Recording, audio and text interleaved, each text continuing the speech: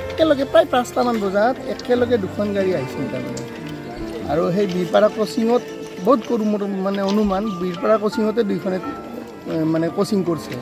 এই কোচিঙত এইখনে হৰ্ণ মাৰা বুলি ভাবি হয়তো সিহঁতে পিছৰখনৰ ফালে গুৰুত্ব নিদিলে যাৰ কাৰণে